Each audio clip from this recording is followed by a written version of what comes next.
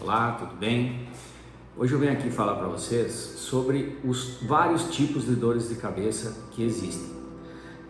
Na classificação internacional de dores de cabeça, existe um livro, que é uma classificação internacional, catalogados mais de 300 tipos de dores de cabeça. O diagnóstico é bastante complexo, Então a gente vai se ater um pouquinho mais aqui nos 3 principais tipos de dores de cabeça, que são os mais comuns, que é a cefaleia. Cefaleia, o nome científico de cefaleia é a dor de cabeça. Cefaleia tensional, cefaleia cervicogênica, que é relacionada à coluna cervical principalmente, e a migrânia, que é um nome científico, que é a popular enxaqueca, que é uma das mais comuns que existem. Então, a migrânia, que é uma das mais comuns, como eu falei, ela é uma desordem no sistema nervoso central, portanto, dentro mesmo do cérebro, Então, assim, muitos casos se fala que não tem cura, mas não dá para afirmar isso. Mas tem pessoas que têm migrânia e conseguem controlar ela e viver praticamente sem dor. A cefaleia cervicogênica, que é relacionada, a causa dela é na coluna cervical, aí já é diferente um pouco. Essa tem um prognóstico melhor. A gente consegue, com algumas sessões, com o engajamento do paciente, isso é necessário em todos os tipos, consegue, na cefaleia cervicogênica, consegue uma resolução muito melhor, muito mais rápida até. Com um trabalho de osteopatia, com uma reorganização das vértebras da coluna, das vértebras mais próximas ao cérebro e também com a parte muscular. A musculatura, principalmente do pescoço, da coluna cervical, precisa ser muito bem trabalhada. Existe o mito por aí que tudo precisa alongamento. Alongamento é muito bom, porém tem que ser feito no momento certo e na musculatura certa.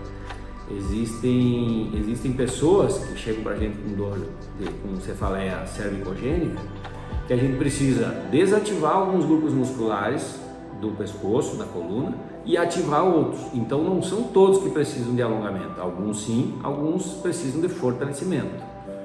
E a cefaleia tensional, que é o outro dos 3 tipos, é como se fosse uma mistura das duas, da cefaleia da enxaqueca e da cefaleia cervicogênica, porque os sintomas se misturam.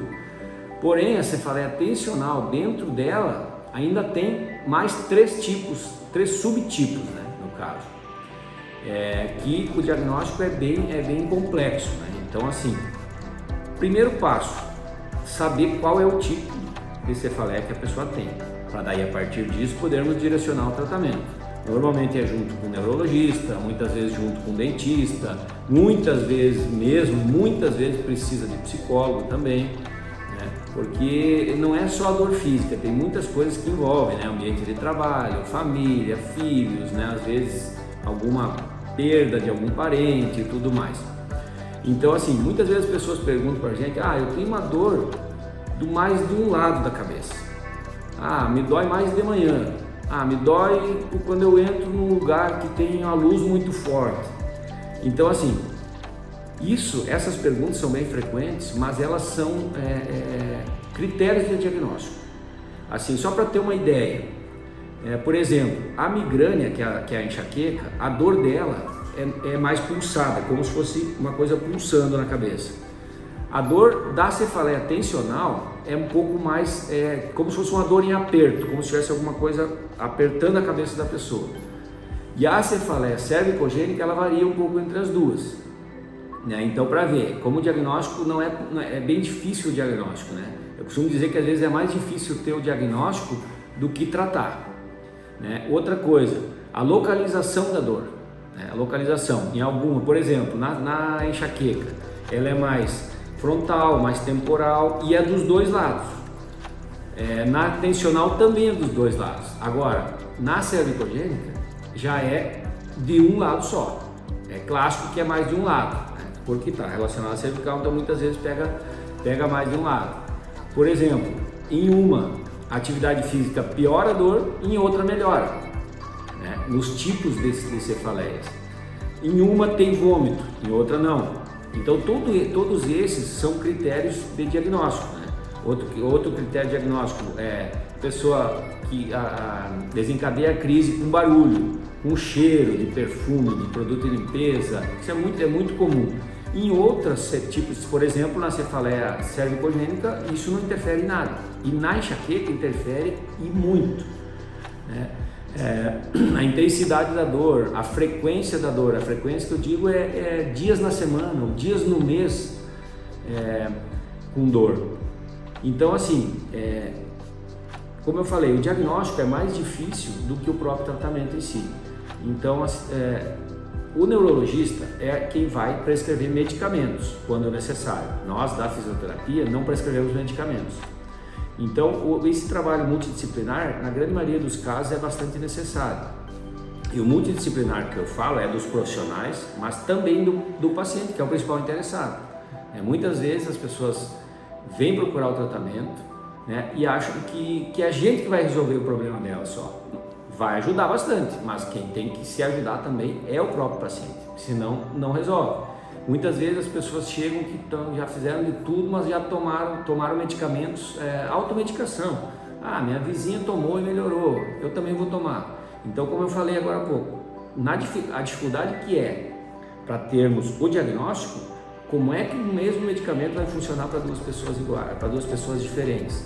E a mesma coisa o meu tratamento, eu tenho que avaliar a pessoa e tenho que ver se um grupo muscular de uma pessoa aqui está mais tenso ou está mais fraco, para poder saber o que eu preciso fazer. Isso não vai ser igual de uma pessoa para outra. A pessoa tem diferentes idades, uma pessoa faz atividade física, outra não faz.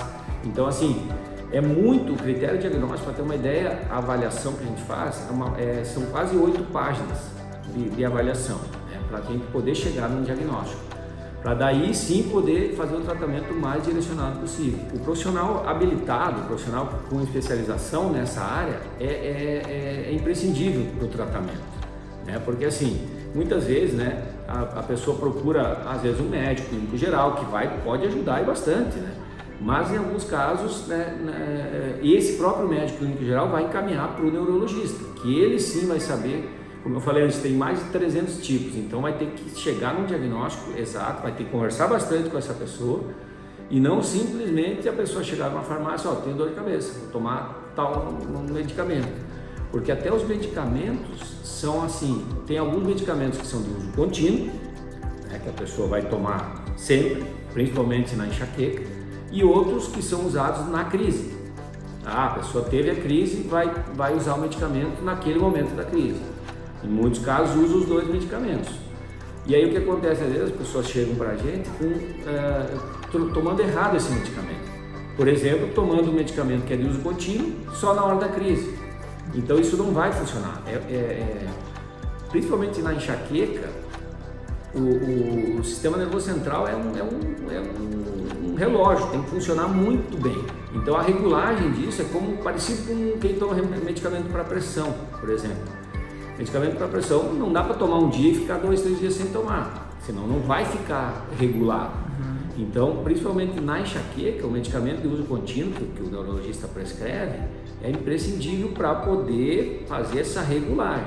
E aí a gente vai tratar, na minha parte da fisioterapia, a gente vai tratar os gatilhos que estão piorando isso, que são normalmente a coluna cervical, a coluna torácica, às vezes até a coluna lombar mesmo. E além disso, encaminhar para outros profissionais quando necessário. Para finalizar, né, eu expliquei rapidamente aqui a diferença entre os tipos, os tantos tipos que existem, né, de dor de cabeça e a dificuldade do diagnóstico. Então precisamos procurar profissionais habilitados para fazerem esse diagnóstico correto, para que o tratamento seja correto também.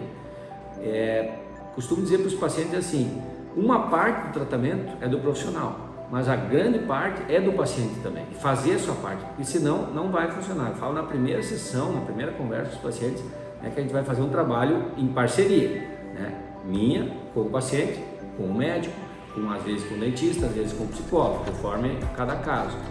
Então, coisas que a gente sempre fala e deve ficar frisadas não automedicar, e o paciente engajar no tratamento, porque senão assim já tem alguns casos que é difícil, e sem isso então mais difícil ainda. Dessa forma a gente consegue minimizar as dores de cabeça e grande parte dos casos até acabar com elas, melhorar. Isso com certeza vai melhorar a qualidade de vida, vai melhorar relacionamentos, vai melhorar o humor da pessoa. Ninguém fica sorrindo por aí com dores de cabeça. Às vezes isso atrapalha muito os relacionamentos com família, com filhos, com amigos e tudo mais. Então procure um profissional habilitado, que a gente pode te ajudar, pode ajudar sim. E porque viver com dores de cabeça ninguém merece.